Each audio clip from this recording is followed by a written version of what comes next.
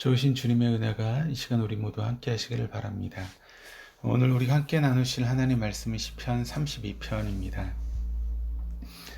이 시를 보게 되면 다윗의 마스길이라는 머리말이 붙어 있습니다. 그러니까 다윗의 교훈, 다윗의 교육이라는 의미를 지닙니다. 다윗이 밧세바 사건을 저지른 후 깊은 회개를 하는 내용이 51편에 기록되어 있는데, 하나님께 깊은 회개한 이후 하나님의 긍휼을 경험한 다윗이 하나님께 허락하신 평안한 가운데 자신의 고백을 하고 있는 장면입니다.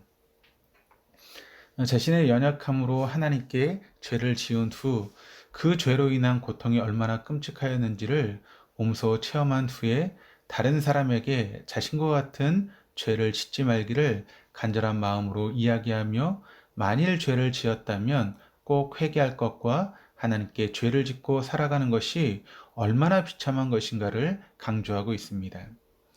시인 다윗은 시편 32편을 시작하며 하나님께서는 아무리 끔찍한 죄를 지은 자라 하더라도 그 죄를 회개하면 모든 죄를 용서하시고 평안을 선물로 주시는 자비하신 하나님이심을 경험하고, 이런 사랑 많으신 하나님께 죄를 용서받는 자가 복되다는 사실을 1절과 2절에서 고백하고 있습니다. 시편 1편에서 복 있는 자는 여호와 율법을 주야로 묵상하는 자라는 표현이 이후 32편에서 또다시 어떤 자가 참으로 복이 있는 자인지에 대해서 이야기해 주고 있습니다. 허물을 용서받고 마음에 간사함이 없고 여호와께 정죄당하지 않는 자가 복되다라고 말하고 있습니다. 즉, 하나님께 죄에 대하여 책망받을 일이 없는 사람이 복된 사람이고, 또 그와 같은 사람이 진정한 복이라고 이야기를 하고 있습니다. 그런데 어떻게 완전하시고 흠 없으시고 거룩하신 하나님 앞에서 그 어떤 사람이 죄에 대하여 자유로울 수 있겠습니까? 이 표현은 하나님께로부터 온전히 죄를 용서받은 자가 참으로 복된 자임을 이야기하고 있는 것입니다. 그러나 우리가 죄를 짓고 난 후 그 죄를 시인하지 않거나 회개하지 않았을 때의 비참함은 3절과 4절을 통해서 잘 알 수 있습니다. 완전하시고 흠없으신 하나님 앞에 감히 설 수도 없는 죄 많은 인간들임에도 마치 자신이 하나님처럼 완전하고 거룩하고 위대하다고 착각하여 함부로 행동하다가 어느 순간 큰 죄를 저지른 뒤에 하나님 앞에서 우리의 죄가 낱낱이 드러나게 될 때 도저히 숨도 쉴 수 없을 만큼 비참한 고통이 따른다는 것을 경험해 본 사람이라면, 하나님 앞에서 죄를 짓는다는 것이 얼마나 무섭고 떨리는 것인지를 알 것입니다. 그러나 많은 경우 하나님 앞에서 자신이 죄를 짓는다는 것조차 알지 못한 채 살아오고 있고, 심지어는 죄를 짓는 것을 알면서도 별로 죄책감을 느끼지 않고 죄에 대해서 둔감한 채 살아오고 있고, 죄를 회개도 하지 않습니다. 본문의 5절에서는 하나님을 아버지라 부르는 자녀들이 죄를 지었을 때 어떻게 해야 하는지를 말해줍니다. 그때 유일하게 할 수 있는 것은 자신이 지은 죄를 시인하고 하나님 앞에서 저지른 죄를 낱낱이 아뢰며 그 죄에 대하여 하나님께 간절히 용서를 구하라는 것입니다.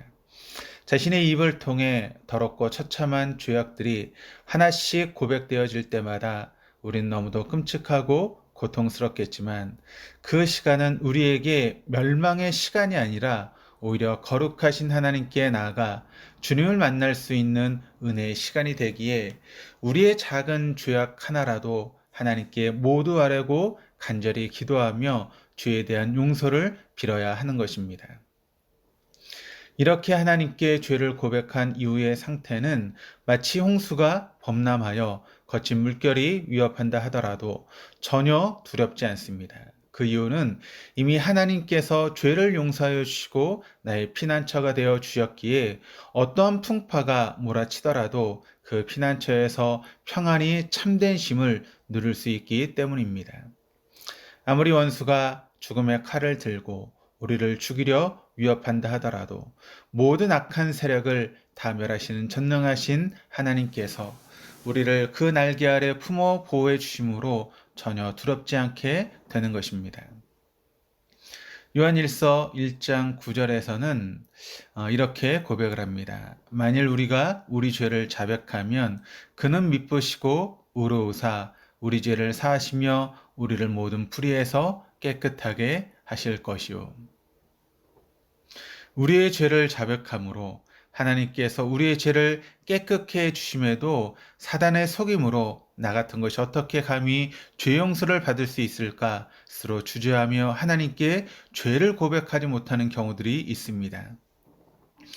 그러나 하나님은 우리를 너무도 사랑하셔서 아들의 피를 쏟게 해서라도 우리를 구원해 주시려고 하는 이 하나님의 간절한 뜨거운 사랑의 마음을 우리는 깨달아야 합니다.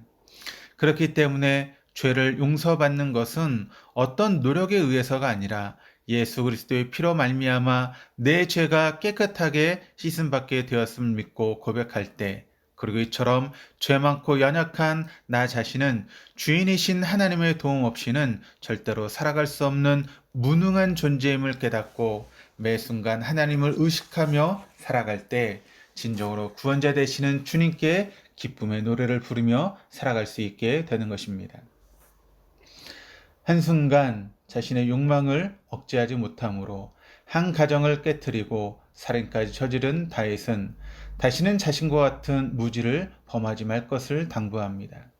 죄를 지음으로 늘 슬픔의 그늘에서 한숨 지으며 비참하게 살아가지 말고 담대하게 하나님의 빛으로 나와 깨끗이 죄사함을 받고 하나님께서 주시는 참된 기쁨과 감사한 가운데 즐거움을 누리며 하나님께 찬양하라는 이 시인의 권면을 통하여 우리가 기억할 것은 오늘 하루 우리의 삶 가운데 죄악은 조금이라도 방심하면 호시탐탐 우리를 기회를 엿보다가 그 틈을 타고 우리를 유혹하여 넘어뜨려 할 때, 그리고는 자꾸 거짓과 죄악으로 우리를 끌어가려고 속이려 할 때마다 우리는 하나님 앞에 서 있음을 언제나 기억해야 할 것입니다. 우리가 거룩하시고 완전하신 하나님 앞에 내가 나가지 않고서는 결코 살 수 없는 존재임을 깨닫고 우리의 허물이 쌓여갈 때마다 하나님께 진심으로 무릎 꿇고 회개하여 하나님께서 그 죄를 사하여 주심으로 인하여 주님이 주시는 참된 복을 누리는 모든 교우님들 다 되시기를 주님의 이름으로 축원합니다. 기도하시겠습니다. 참으로 존귀하신 하나님 아버지, 이 아침 말씀을 통하여 우리의 죄악을 낱낱이 하나님께 고함으로 주님께 회개할 때 참으로 주님께서 허락하시는 용서의 기쁨을 맛볼 수 있음을 깨닫게 해주셔서 감사드립니다.